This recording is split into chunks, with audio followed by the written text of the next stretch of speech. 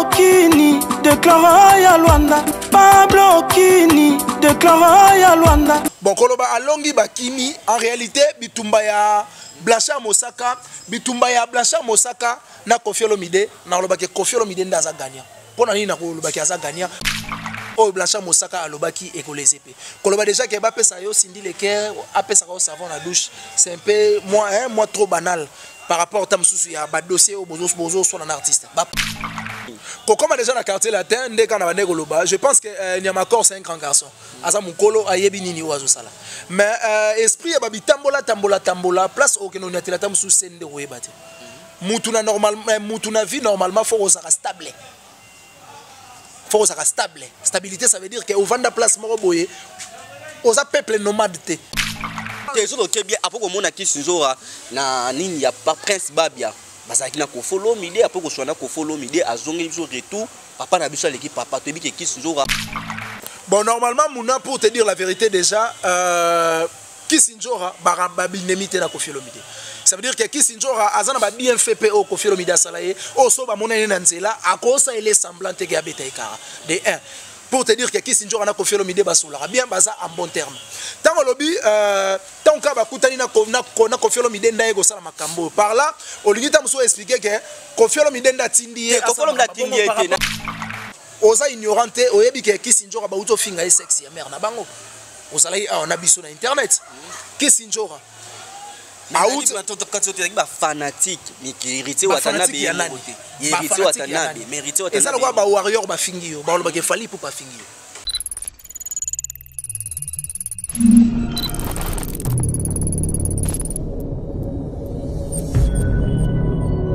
Merci beaucoup na bandeko tout ba occasion ya kolanda émission na biso na Congo Bisengo. Merci une équipe technique au travail na ba on ba équipe Nzambe pour la kate équipe Nzambe ratarate Guilhem Kindazana évidemment mi koto ko travailler na yo mona montage koto ya image non so bozo mona o Guilhem Kindi tozani to ko travailler. Merci ba tout ba soutenir biso ina ba Pauline ngengo kabeza ke éducation Choucha Kamesha.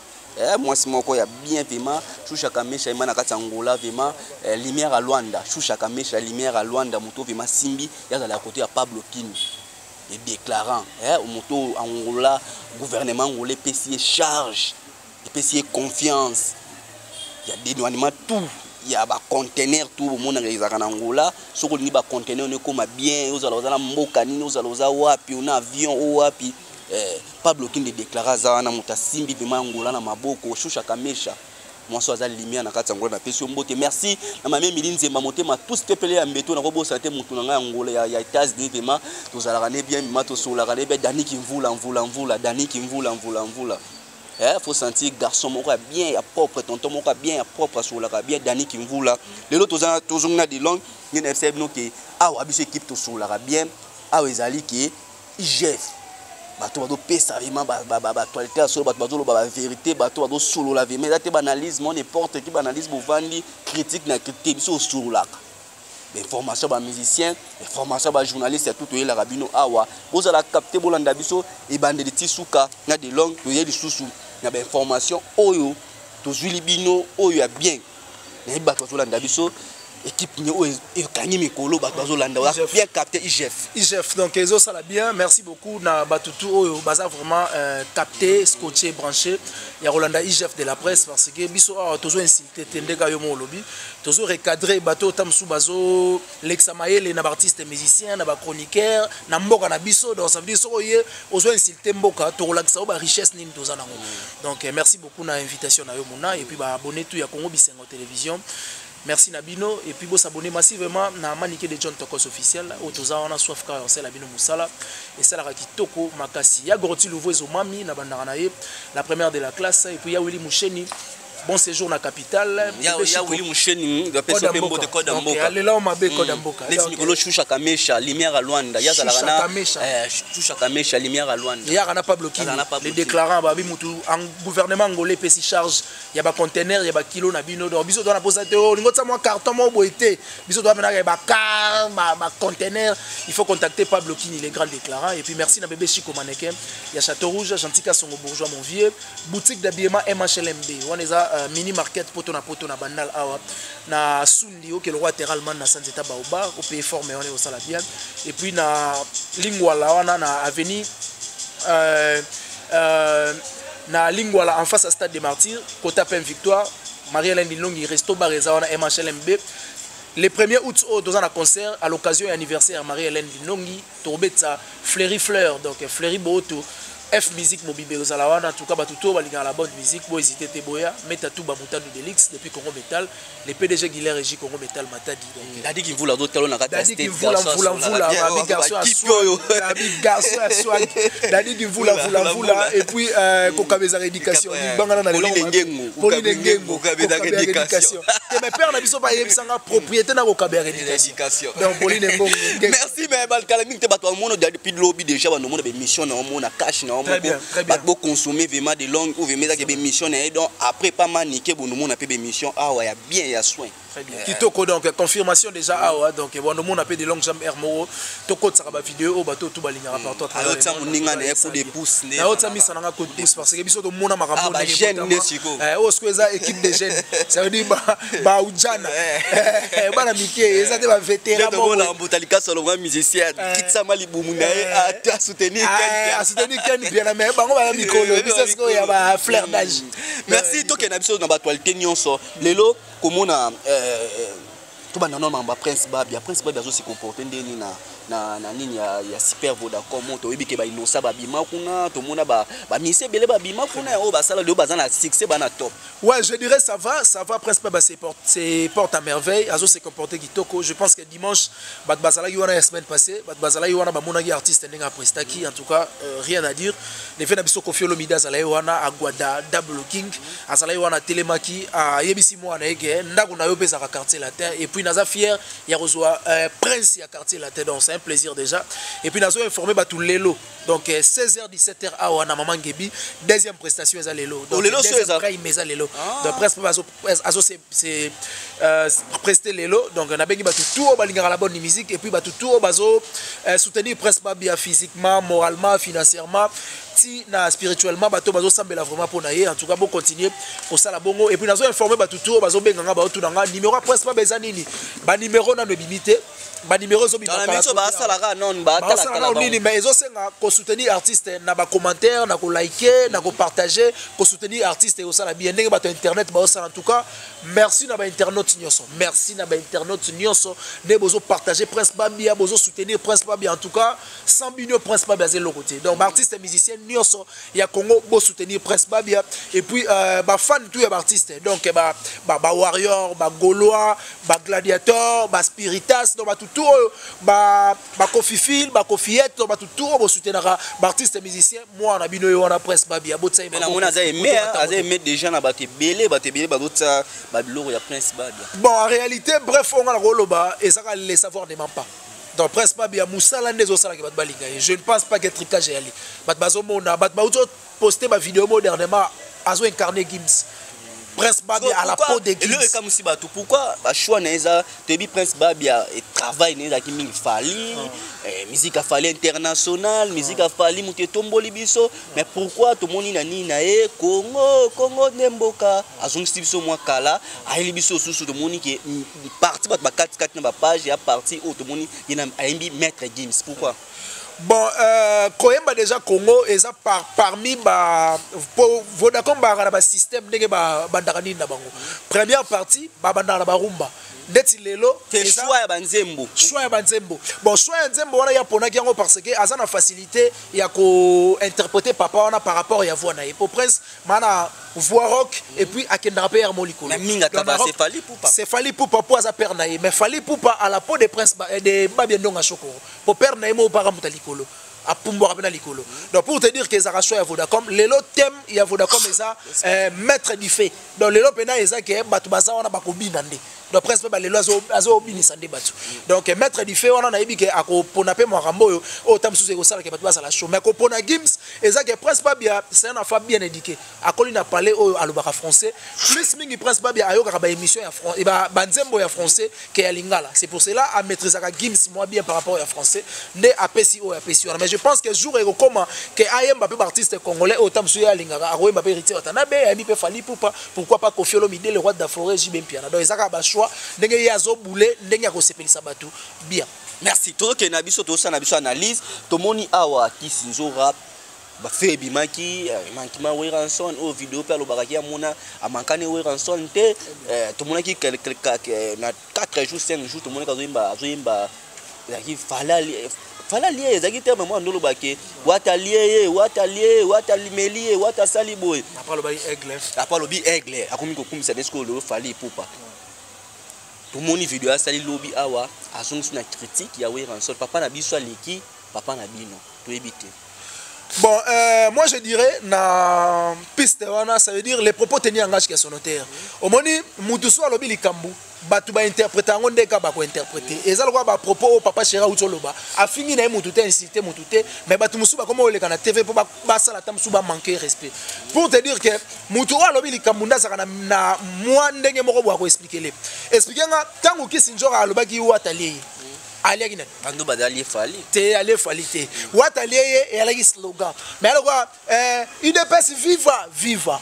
UDPS viva wana elingo la sa viva te et ça que viva na ndenge bango bana mental na bango basala na ebita so ko comprendre nga bien donc ça veut dire que tant alobaki watali wata aliaki musicien X to Y te watali eza état d'esprit watali ba musicien o baza ba incompétent watali ba musicien o baza moins intelligent watali ba musicien par rapport ya muto alobela ki na makanisa Kiss Nzora ye moso ko na bo monto na to na esprit na ye ayibiki andolo belango se watali fali poupa te nga na za sûreté ke bandolo bela ye ponga na so mo temps ebele ya ko partager na ye alobela fali poupa te aloba watali ye par rapport ya makambo ya monaki luata alieli ba musicien congolais to musique ya Congo ça veut dire eza état d'esprit tant on parle que papa abiso aleki papa na bango alobi te que papa Koffi aleki papa wera non après comment na te so ke bien après comment na Kiss Nzora na nini ya pa Prince Babia bazaki na Koffi Olomide après ko swana Koffi Olomide azongi biso retour papa na biso aleki papa to bi ke Kiss Nzora héritier watanda batoko meme na voyage awa soit ya Guinée to voyage mo watenda ki awa bon yena papa chéri abina zongi na vena nga mukulu papa chéri boy et créa ki polémique mo na internet ke aboyi Koffi Olomide azongani na JB Mpiana to mona ki merveille ka monde pa ko takine Kiss Nzora mais comment na ka efemba mo to moni Kiss Nzora na nini ya Koffi Olomide ou Prince Babia azalaki wana ya Super Vodacom azongi suna maloba susu te papa na biso aliki papa na bino. Bon normalement Mouna pour te dire la vérité déjà Kiss Nzora babinemite na Koffi Olomide. Ça veut dire que Kiss Nzora azana ba bien fait pe au Koffi Olomide asalaye o so ba monene na nzela akosa ele semblant te ga beta ekara de 1 pour te dire que Kiss Nzora na Koffi Olomide basola bien baza en bon terme. Tant lobi tant ka ba kutani na Koffi Olomide ndaye go sala makambo par là olingita muso expliquer que Koffi Olomide ndatindi Koffi Olomide tindi ete nabi Koffi Olomide tindi ete nabi que c'est que zali solo élément ko zonga na quartier latin par rapport à la promotion pour moi ça la dépromotion lobi papa na biso allié papa na biso abimisa mwana na ye kitoko orbeta martyr c'est fali quoi fali poupa tout monde nga lobi papa na biso abimisa mwana o le lodo kanga muni ko critiquer za héritier watana ko critiquer ba mission mususu. Non, je ne pense pas que à critiquer ba héritier à critiquer ba mission mususu. Au moni Mouna en réalité place muto avant ndaka soka se sentir que azali susu émetté azara na autorisation ton obligation ya ko changer à que de place au bako pesa etam sous ba respect on a yazoluka en termes de respect oza ignorante oyebi ke Kiss Nzora ba uto finga e sexy ya mère na bango ozalai on a biso na internet Kiss Nzora aout ba fanatique mais qui héritier watanabe héritier watanabe mérité watanabe ezala kwa ba warrior ba fingi yo ba lo ba ke fali pour pas fingi yo pour bazaba supporter na yo arose apena na maîtrise phase na maîtrise ye moko am sous héritier watana banga récupérer comme na state mais par rapport à ba critique DG bandi bon ye moko auto lo ba interview soki eloko o esalama ke ba fingi avant ba kende ba poto ba France ba Espagne ba Belgique akendaki soki esalama ke avant ba kende alingaki pe alongwa na 100 akende poto po ya saka na posa ba respecter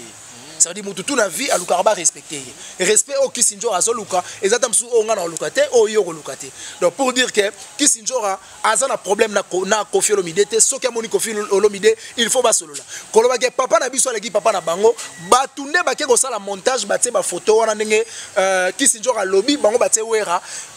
par rapport na bango babule le roi Kisinjora alobaki papa na bango aleki wera. OK Kisinjora alobaki kaka papa na biso aleki papa na bango alobaki pe mamba wera son na kati alobaki mamba wera son mais alobaki on attend que ya papa na biso aleki papa bango alobi wera son Rizzi watana be sasa orchestre na ye wera pas dans orchestre ne jamais ba ko diriger yo ba genre alobaki déjà tant papa biso lié tant ati fali pour pas déjà babi ke aloba déjà na wera son mais normalement ça na raison makambo yo o utoloba o Kisinjora alobaki dernièrement atolobaki on pengana yo que moi na moko boye akola na ndaku akoma déjà responsable pa na ye afutela ndaku azana bana na ye na mwasi na ye mais papa bango ye azo ebiseke te chambre na bino fo ezala te ezala nde awo ngolo basko ndeti we ensemble talobaki ke ba longola Kisinjora bon koloba we ensemble ndaloba ba longola Kisinjora je ne sais pas ce que ça qui bongo mais koloba ke papa moko boye fo atinda mwana na ye asala eloko po a faire plaire ye. Entre-temps, moi, on n'a pas aussi la parcours musical, toi, aussi la vie privée. Moi, on n'a pas de bon terme, comportement, papa, ils ont bien. Moi, on n'a pas pour ça qu'il pas moula, papa, bénéficier dans des tina carrière dans la musique. Bon, la règle est géniale, c'est exceptionnel. Et puis, les pardons libèrent. Comme on a Kisinjora à 5 ans, il y a pardon de belé. Pour nous, on a été récemment, à ça, il y a un goût de peine à l'émission. Alors, il y a comme la guérite, Watanabe, Nassele, Peba Voice, Abetinga Bavi. Ça veut dire que vous avez tout le monde considéré le sous-sous. Auparavant, Azaki, on a commis à ici. Mais si quoi comme ils sont à combien de ça trop vite trop vite là par rapport il y a ba promotion ni ngazo weli sem sous fali pour papier assez la fali promotion sous fali pe nan kaki pa ka ko on pas lobe lo tem sous fali pe nan kutu a combien pe fali sous n'a pas répondre te tu bi nous ando ba ke a combien la fali fala répondre ka été mais batala na ba stati. Est-ce que héritier Watanabe ayebi sarabato Kisinjora ke kolobela ka artiste congolais musulte naza sûreté que ba signer contrat ya bongo tanga zaki pa héritier Watanabe na ba voyage tout le monde katika lobe ata fali ta mko monte zaki watane que ça fali on a sola mwana ko talinga te bon ce qui Kisinjora rozonga pas fali toi rozonga pas Koffi a osala la bienvenue parce que avant akende pe héritier a utaka kuna c'est normal na auto loba oyo est-ce que influence Kisinjora propos na ko kende vite am ko critiquer we ranson et ko peut-être na promotion ya ndeko na biso Prince Babia. Non, on a pas fanatique ya Wenge, ba boya ko voter Prince Babia. Non, moi je ne pense pas. Je ne pense pas parce que l'infraction est individuelle. Nami ibe kona nu ya l'état. Ça veut dire que mutuwa sali mabe comme on a Christine Kisinjora. Mais yo ozo kangisa makambo na Prince Babia. Oh eza na ni rapport ya combo, eza na rapport ka fanatique ba faible. Olobi ba fanatique ba faible, ba fanatique we ranson abi ke yo soko zo manquer na maison mère, ba fanatique ba maison mère tanga le bonga ba fanatique. Ba fanatique à maison mère ota pe ninzo gafe bongo. Bakota la pe mamba Prince ba beton carap mais maman ne moko kiss maman ne manike to moi qui a lui ko soigner na bo question non so par rapport ya Prince Babia azala numéro 1 na Vodacom to monende ba inosa ba bima to monende ba gez ma wete ba bima pourquoi payer pas nous a été na comportement au manika zana. Bon normalement les linceul c'est la famille oh lobby wana ils appellent conseil je pense que Kisinjora atala rayo à retenir ya bien à reboire ya mabe mais pour te dire la vérité le roi de la forêt a ébiqué Prince Babia Moanae. Je ne pense pas que Arolinga Asa et Loro Moroboye ait dérangé Moanae de père que pour Prince Babia Asa orphelin de père a coupé la papa. Le roi de la forêt un jour tôt ou tard Barosa la pété en vie. Mais dans la sûreté que artistes et musiciens sont dans la faveur moi et sa bananae au barotika en vie à Rokanga yango pour atam soubalé na guerre na songolo to pakala. Donc je pense que la carte sauté bi cérémonie bezaki awake batando ba ke Prince Babia so carrière ni zo simbate so carrière ni ezo boité so carrière ni bazo joyeté par rapport ya comportement ya maman na à vis-à-vis internet mais bon sécurité so yo kadala nga joie. Teza yango et puis elo bamara et pas ya Willy Musheni. Yango na uto bisayo Manik de John pour l'instant azana na posa ya ko la guerre de père que est affecté maramumo on a Prince Babia azo sala siko man nani pendant tout monde azo kindi na ba ni nyonso nana azo sala Prince Babia bilo no azo sala tout monde am nan Kisinjora azo sala présence ni azo sala bon par rapport à présence azo sala mais manquement we ranson non je ne pense pas qu'il est affecté donc le roi de la forêt c'est un papa pour Prince Babia je pense que ako kotisa makambu ya Prince Babia parce que Prince Babia c'est un artiste musicien Kisinjora aza mutu wa lobela ka artiste musicien donc bazana apport mon côté na musique Prince Babia chante Kisinjora parle donc baza deux bateaux différents naza sûr que le roi de la forêt a kolobaka te bafa nyonso ya maison mère bo voter prince pas te.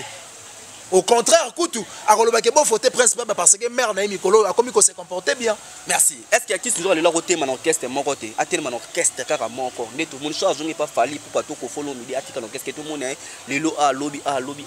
awa mutalanda rapé place mon corps. Le lié à l'obolia place monsieur kolia balia kate. Bon normalement qu'on vend la place mon corps on a souhaité ndenge tamsu idée na yeza zonga quartier latin avant d'asiko pena pembeni ya gramo pao pour mutu o yebi valeur na ekoleka kofi na batu tout na musique ya comment valeur ne ma meme poto te. Bon koyeba valeur ya mutu ezate ka ke o meme poto ba poto musu batu baratango vis-à-vis ya comportement tamsu ya yemoko comportement na yemoko tamsu direct ça et pour o web sanga te ke merveille rambo mérite trop poto ke kisinjo na roloba non parce que tant oyo Kisinjo Asena Koffi Olomide talaka aloba ngo yemoge ayebi parcelle ya Montferry chantier mais Merveille Rambo aego yeba ngo atango comme Lix donc je ne pense pas que Merveille Rambo mérite bien poto Prince Bakali mérite bien poto Killer mérite bien poto plus que Kisinjo je ne pense pas Mutayebi valeur ya Kisinjo akoleka Koffi la musique ya Congo azate des autres Kisinjo ayemoko ezaka ke Babylon mo ya mikie ezanga kaye oyo ba Koffi Olomide bamona rakete soki ta mususu a recadrer makambo esala ki a voyager je pense que ndenga zo boule ki azonga ozala bienvenue et pas Koffi Olomide et puis akopesa ba considération oyo ekoki na ye. Merci to ke na biso na batebe ba hôtel biso za ba analyse o lelo tout ça la to bien équipe oyo IGF bolanda ngo vraiment équipe pour la rater soki bo monde tout ça la bien ba sponsor moto monde ke to so la ka to bwa kakayo moto monde ke ne pas bloquer na ye moto monde ke ne ba wi chaîne bazar moto monde ko so la bien neti dani ki mvula nenga so la ka nenga mvula oye na to so la na yo lelo ba musicien ko porter ba porter parole plainte to ko porter ba journaliste plainte à niveau ya l'état to moni awa Blanchard Mosaka zaki nini na fa ba samba pare ke nde to moni mo lobike mutafunda ki na orchestre moko boye make kuna akuti ya kombo madame mais ayebi mutu na za chanteuse ayebi za madame te bake kuna pa après dossier ba samba ba fundela ki ake kuna dossier ngo yango te kufunda na mutu na makambo ko na internet beaucoup fond déjà que au polito ko kiteto au moni que msusu ba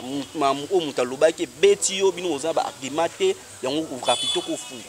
Bon normalement mutu batu mususu bazaka na monopole tam susu ya ko kokakoswana na mutu te mais kofunda mutu na l'état eza pete ke bafundi opo babomayo ezake bafundi po l'état akabola biso atuna toswanelaka nini towelelaka nini boso mutu no panda ko take argument sili bino yango boke kuna non yango na utu ebisa yo mutu mususu akokaka na eko swana na mutu te yango alukaka l'état za la secours na ye mais so bandeza ko swana olobi so bandeza ko swana so bandeza déjà ko swana wana ce que comme makambo l'état. Mais je pense qu'il y a des propos moussous où il les a rappelés. Ça veut dire au rôle na mutu likamumo boy otam susu et ça reste secret. Et ça les gars porté aux plaintes. C'est ba monion mona Blanchard Mosaka loba ou mona MC blessé côté Koffi Olomide. Bon pour ne pas revenir tam susu ko timo la potamo o déjà ezokaki. Et ça ba propos belé o Blanchard Mosaka alobaki et ko les épées. Koloba déjà que ba pesa yo sindi le cœur, apesa ko savon la douche, c'est un peu moi trop banal. Par rapport à Tamsousu, il y a un dossier au bozo soit un artiste. Bah propos nous mon Merveille Rambaloba ou blessé à côté JB. Bah propos net au Merveille Rambaloba, il y a un gars loba pour qu'on revenir Tetamsou na potamo boyo déjà Merveille Rambopé à l'Ekanaki. Mais il y a un peu Tamsousu et Zalaki déjà moi nanchuka côté maman nanchuka danseuse mo boyo to yebi ke. Kasi yango na lobit, ça veut dire batba la musama mo boyo kufa. Et ça que likamo boyo e choka amutu. Mais yo oego lo bango et ça la qui n'a porté aux plaintes. Mais moi je pense que l'artiste et musicien toko portera ba porte parole et artiste plainte au départ déjà ce au porter mutumo plainte que akeba kangié et ça li que lobby abimina yi et puis sous force tout na sankara lobara sambana président orchestre mo bo e fara boy mais alonga soi-disant donc ça veut dire alonga soi-disant donc ça veut dire que kokotsa mutu kasho kokokate ko vandisa wana avant na pena libela et pesa rapé mutu wana force moko boy oyo osatandaki nango te tam susu opesi pe succès moko boy oyo il fallait pas c'est pour cela na liga mosaka to moninga zoloba déjà que alongi bakimi do moninga déjà bon koloba alongi bakimi en réalité bitumba ya Blanchard Mosaka na Koffi Olomide na loba ke Koffi Olomide ndaza gagnant pona nini na kolobaki aza gagnant mwana na ye aza epa na ye c'est-à-dire mwana ya Mosaka ayebi ba boya aboya déjà mama mwana aboya mama mwana ndeni makila na mwana ete mwana pas loba aza mwana na ye ko follow mida lobaki mwana mama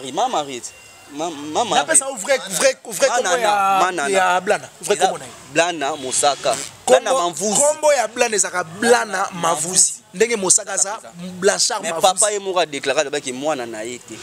moi lelo so téléphone ko funu ba mo benge mwana mama nana bon ba benga mwana mama nana parce que en réalité mwana azaka nde ya mama Pwani balobake mwana zaka ya mama. Mwana avandaka trop na mama ke na papa. Mama tikala na ndaku, papa akenda musala. Ya balobake mwana za mwana mama. Mais ce qui tozongi na réalité ya ke mwana za mwana nani, toloba mwana za ya papa, po mutu asala ke mwana ya na mokili za papa.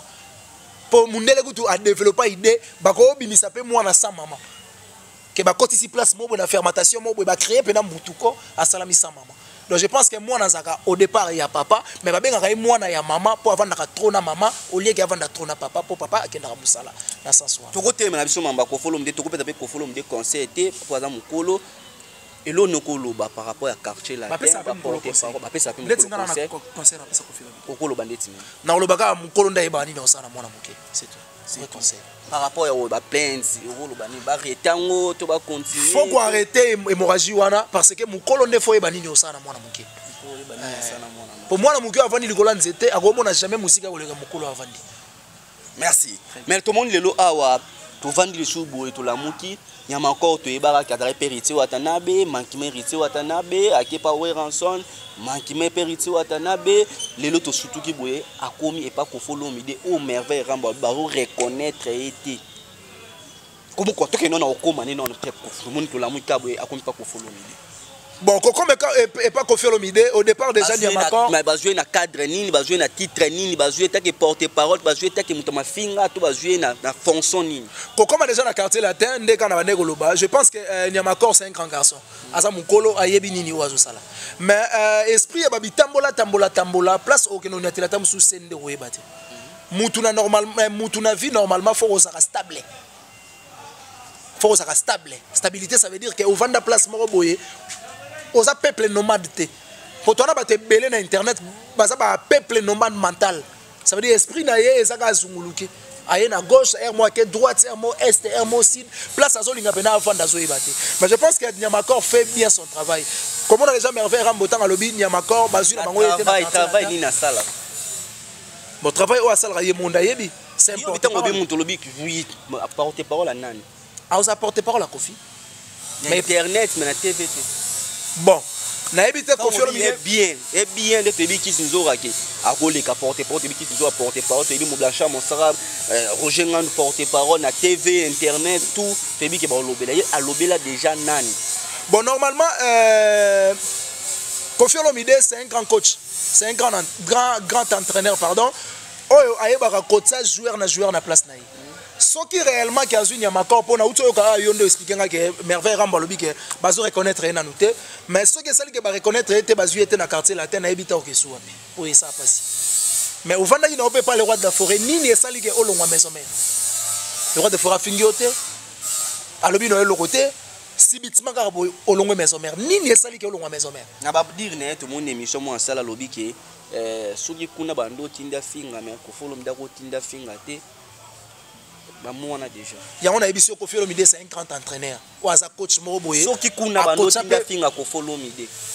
Odotsa moto. Mais sans on peut laisser moto na rate sens mais on qui maonda munda. Bon ndako e olala raté o webesiki etanga raté. Pour dire que Niamakor azana ba information ebele o azui na maison mère a roya pe ko yebsa Kofi Olomide. Yango na utolo ba ndako oyo olala kate okoyeba esika otangaka te mais Niamakor ayebi esika wenge tangaka ça veut dire alala na ndako wana tanga solo bake babandaka kotinda ye afinga Kofi Olomide ekozala pe vrai ekozala pe faux po yaza abandai kozala kuna il faut que vérifier déjà lobi peke ba reconnaître est-ce que mutakola mokana tongo mba mo mo bilaka Kofi Olomide ka ye mo je ne pense pas que mutakola mukabongo et puis mutu oyo asa na instinct mais asa na makanisi naza sûreté que akola mukabongo Niamandal ndala mukabongo mais mutu akola mukabongo te donc je pense que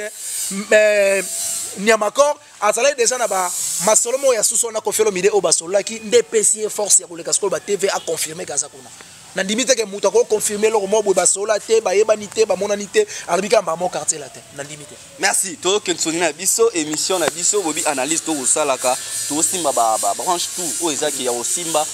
lelo komona vidéo est circulé dans ba 400 ba page Frank Stema o sala émission na Weranson yagi Weranson ba kotika biloko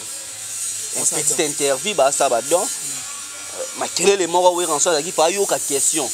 mais question zo ya ayoka te agangeli mutu mfanjo ayoka suko tuna makelele bimi Frank Stema mkabaluki à chaque Congo mais tout le monde ba internet ba 400 tout le monde ba propos ya Ken Piana même so traité Weranson impoli.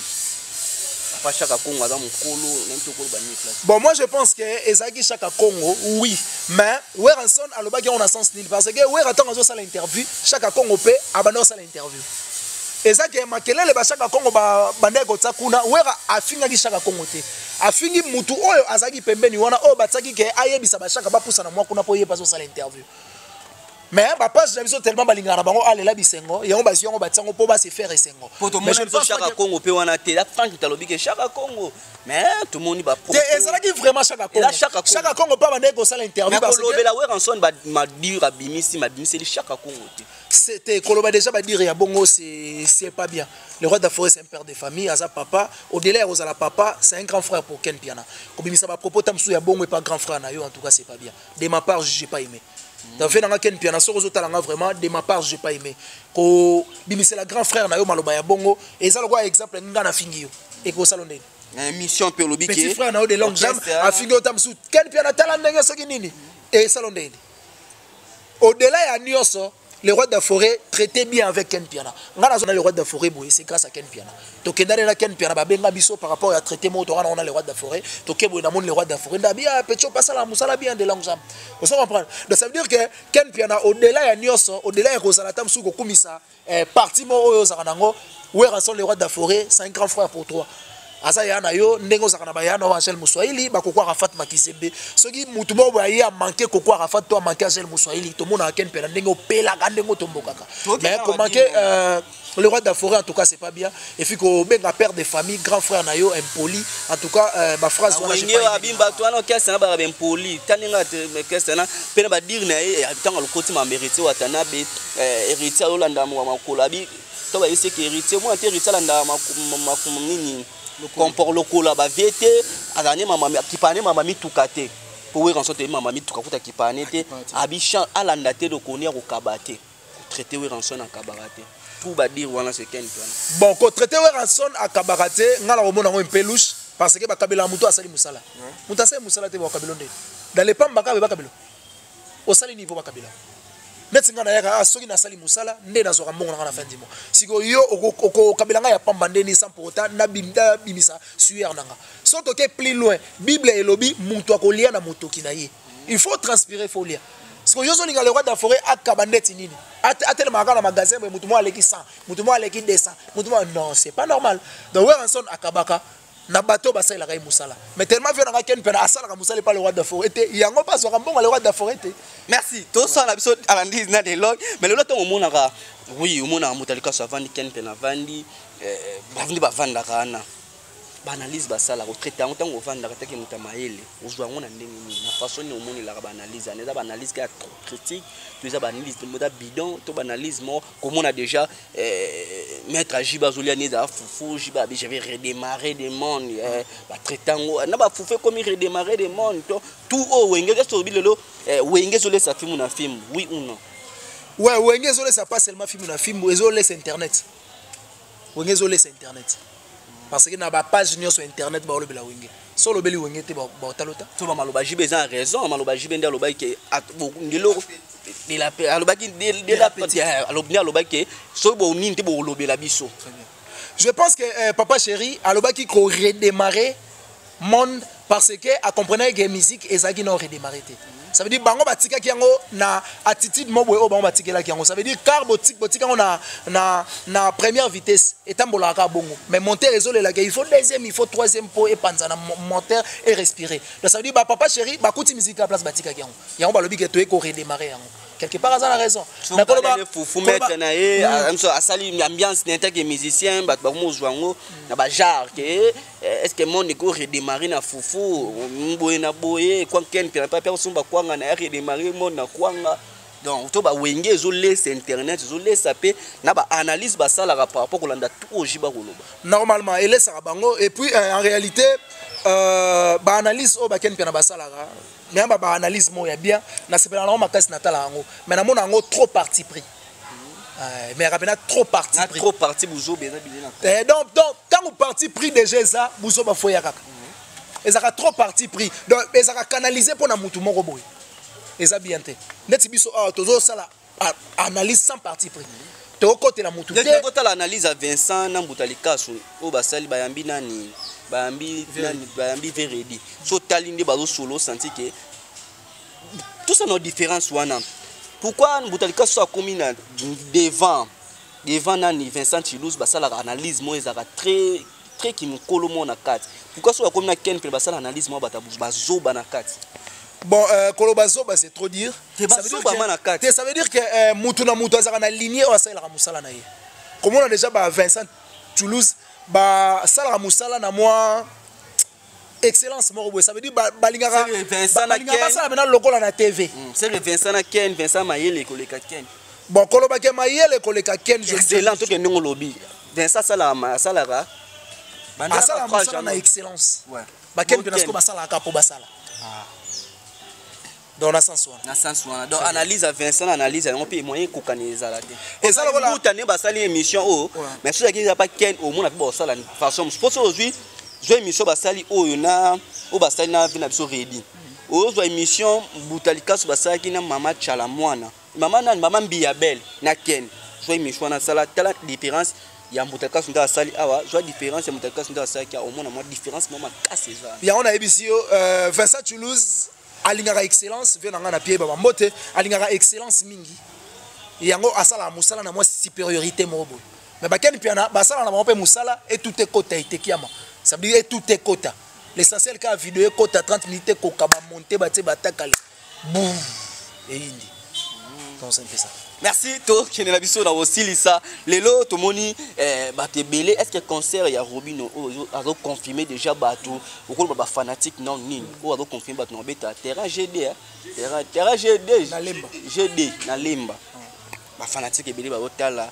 lelo to mona ki déjà moto on peut ndeti bomani nango lelo to moni ma monde esi nango ko ba fanatique nini ya wenge ba fanatique ya bonne musique lelo ya Congo. Bon ngana lobaka ba fanatique ya la bonne musique bakende mais tinde na loba bonaza sûr que batebele ba okena ba honte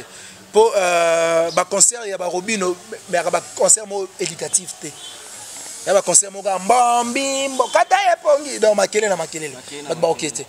mais so ba yoka ke concert moko boezo beta ya héritier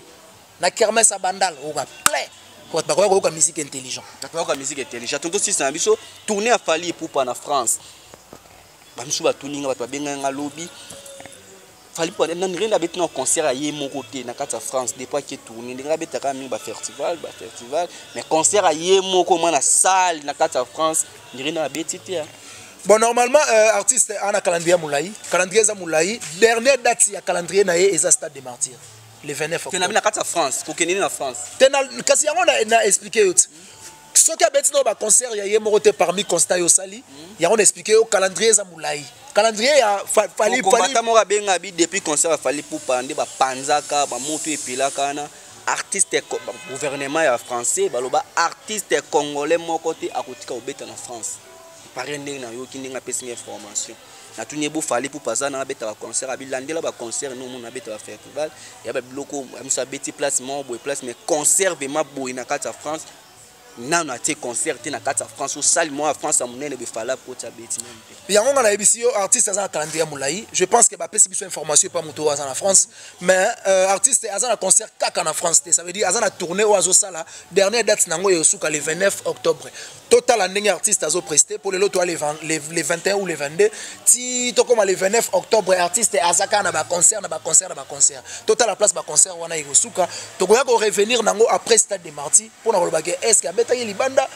na ba concert na yemoko to azobetaka ba festival ndenge yo otoloba. Donc je pense que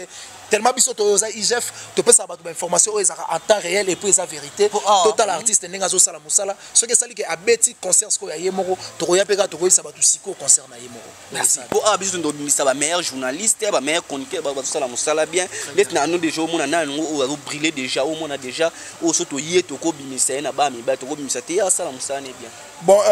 pour l'instant, Moutazo kende bien vraiment pour l'instant Azana Nouté parce que biso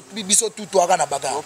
Biso tout au bagarre. Parce que ce qu'on t'a dit déjà na ba page, pour toi ba mingi ba na ba page. Il y a des bateaux ba okota na ba page, ba otala matala na émission ba otala. Mais nga dernièrement na auto ça la émission moko ka na yambi manike 286 000 vies na espace il y a 16 heures de temps na page. Ça veut dire na meli ba nyoka mike wana en tant que pharaon. Donc je pense qu'il faut tout ce qu'il a en temps total à Tisuka. Bon baton peut pas ça va na base de Tisuko bazati na base city sikoyo mutu na pointé ezana sinta kapashi. Mutu bena OK bien kapashi. Karine Mokonza otsobota emona yo tebi manike pe daki liboso yo zana manika ndoka ke ana zemite zema lukuta atomona boye na boye afin Karine Mokonza bo. Ouais, félicitations à Karine Mokonzi bébé Henrietta en tout cas bienvenue na Mokili. Donc je pense que Karine Mokonzi a jusqu'au sens il y a responsabilité parce que abanda ko finga bana batu ko tete bana batu moi ba mitu minene moi jar mo bosko yemo wa boti. Donc je pense qu'il faut l'accepter so maintenant Henrietta alongola ba kero azo tsawa na tout monde appelle Henrietta ça la bien en tant que ba oncle naï. Merci nga bo quel bébé na ba coup de ba fleur rebelle a bébé na biso ba charge tant que président ba charge que les gars fleur rebelle la charge des alara toujours tant que président na tant que nazali na tika ko moi si j'ai mai belle notamment contrôler bango mais olongola pe ba tebele ya pas zina zonga kayaka zonga poli lokwa feneki asaka toi petit na ngai wana tsaka otake mundele. Merci to comme la biso la souka de là to c'est la biso à traiter la biso lo ndobo sana ki to simba pato simba ngo meto simbite. Bon je pense que comment ça se calculer kuna lelo ezala comment ça se calculer ori jouer le comment dit Vodacom e ko zwa ngo faut futa manike mbongo ma ça se calculer tirer que côté la Vodacom comme pas tourner na ma ça se calculer donc ça veut dire que bravo à Maniké, ça veut dire ba makambo azolo bezo kanga auta koloba ba 8 mois passés ou ba 7 mois passés. Après internet après Karine Mokonzi c'est Maniké. Après Karine Mokonzi c'est Maniké. Non, je ne pense pas que ça bon. Voilà c'est un classement. Donc ngape classement na ngeza après Maniké de Karine. Après Karine Mokonzi na tie Maniké. Ngape après Maniké Karine banda succès libosa Maniké. Ko banda succès libosa. Karine banda succès libosa Maniké. Akepoto ba gloria ba kepoto ba nani Karine domina kaka ti lo balobela soki na plateau ya nani ya nani na plateau ya Ken balobela mamba Karine soki na plateau ya Mike Lokamba balobela mama Karine donc azaka nani Maniké ti lo lobela mamba Karine mamba zemne bima mwana Karine pas lobela Maniké le lota lobela tanga ki na zemne auté kolobango récemment mais ça moi passe ndenge ni bango mibale baza ba star mais Maniké c'est un star oyo tina kini akana kombo soko tamboli na tana balabala mais Karine aleke na kombo olobi Karine aleke te ça moi pas si pas les cahiers te ya solo ngam na émission nima abanda succès liboso na ye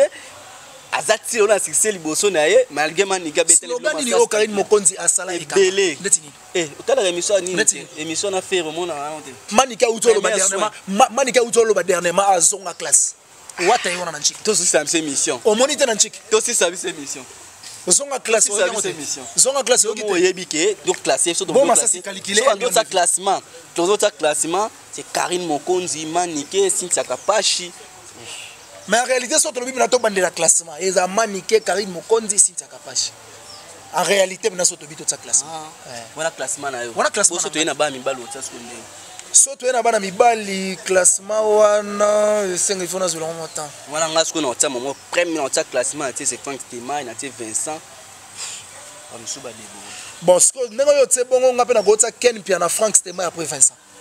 Ken otse na 4 bata buzoba to na 4 bata te na tse na 4 kande yo poté est-ce que Franck poté kana na bata buzoba te 4 tse na 4 bata man kasi ngape Ken na tse kana na 4 na classement siko ya ma bien ya bata mayele bato basala émission parents ko talent bato basala émission te loka musique a Robino te bata impolité na classement vraiment bato ma bien au mo tali ke muta ko vanda matali ke mission na tali ke au mo to kozwa te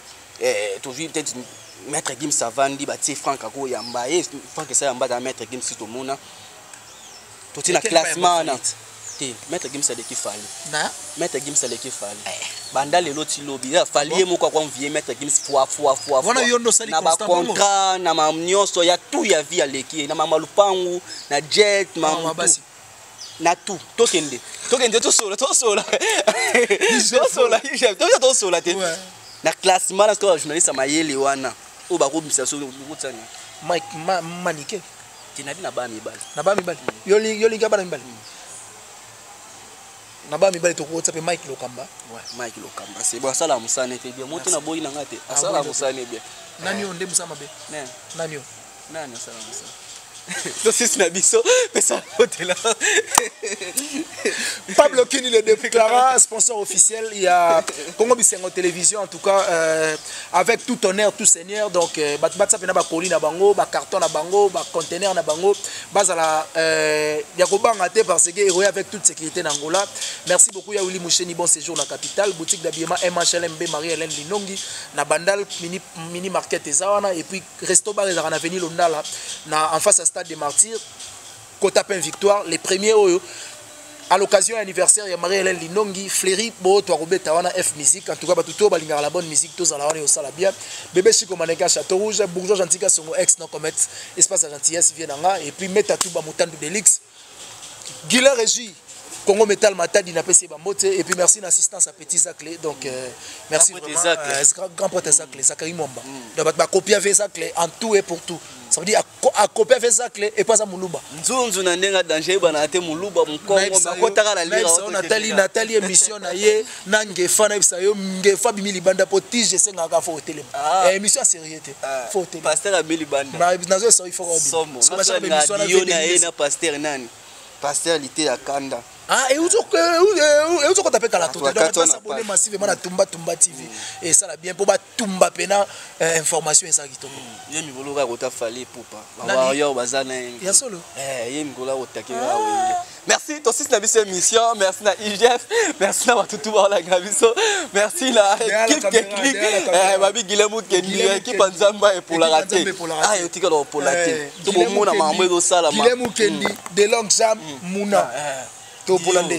ni et puis batamaye le débat ça ba pesa biso ka confiance to finga te to lo ba pena ba mot français non la vérité pe elengi nonga yango to kira ngola papa bloqué ni ça bien merci Napoline Ngengo kabeza éducation wa même linze mamotema tous pepele ya mbeto lo ba ke bele ba kotala biso ngala mto kutani balasi na banalise oya olingi ke to lo bila problème na yo oza na poto to lo bila likamu na yo to lo bila produit na yo to lo bila nyonso na yo benga le long benganga pour le produit na yo to c'est la promotion choucha babi catalogue à moi si mon ça sur la bien lumière il y a et puis numéro na ngeza bozo tsango te chef faisons et ça plus 243 90 69 092 17 chief Guilain c'est là on va t'aller le ça la bien c'est là on le numéro le long ya moi la fois bolo bela oh mutasali comme na France oh musicien bo pesa cette information to lo bela chaque jour to zali to ndo sala oh musicien moi senté moi na batu na benga biso to lo bela le problème à faire azo bi mateti ndenya bimi so abimi te to lo bela bon faire normalement bateau fallait ba web biso makam na ye eza bateau baza ba personne juridique mais bateau bazo biso makam ezaka boza de la presse azo maîtriser na makam bazo lo baté er moko bo soki gouverneur ya récide qui vous soki non qui vous pour ça artiste na ça c'est bien album moi bien abima a aussi la promotion ya ni na ye bataka ini bataka na tout monde héritier Fali Ferré Inosbi et ça la biso bien en tout cas faire égola abîmer ça la bien et puis na soulever quand déjà ma faire comme problème politique donc gouvernement congolais il faut basa l'assistance d'artistes congolais et ça la bien pour toi ka mo lo ba ke ceux qui artiste ya sali un mois bimité wa ilongi dossier mamba mwana wale comme elongo dossier mamba mwana fanya comme dossier mo ngala nazalo wa prophète et si na miloba ke dossier oyo et comme hors mwana ezo senga gouvernement congolais à côté makambo po bakangi artiste congolais ça veut dire drapeau congolais ndeza na kasho omoni linu ya lumumba ndenge yaki il faut faire rigola pa ya poto na opération zoazoa et ça la bien est-ce que l'orgasme wete na Inosbi na mona na mpifo bon bah ça la bien ngala mto kutani mbala sima ciao